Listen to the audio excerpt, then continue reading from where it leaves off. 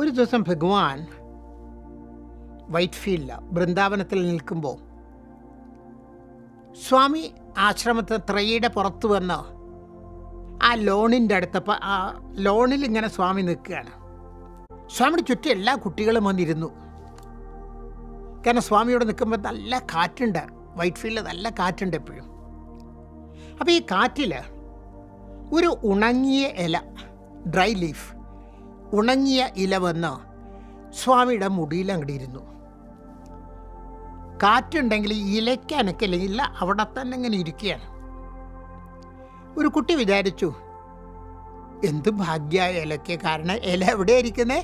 സ്വാമിയുടെ തിരുമുടിയിലാണ് ഇല ഇരിക്കുന്നത്. ഈ കുട്ടി ഇവിടെ മുറ്റത്തിരിക്കുകയാണ്, സ്വാമിയുടെ മുമ്പിലിരിക്കുകയാണ്. എന്ത് ഭാഗ്യമാണ് ആ ഇലയ്ക്ക് എന്ന് പറഞ്ഞു. മനസ്സിൽ വിചാരിച്ചേ ഉള്ളൂ.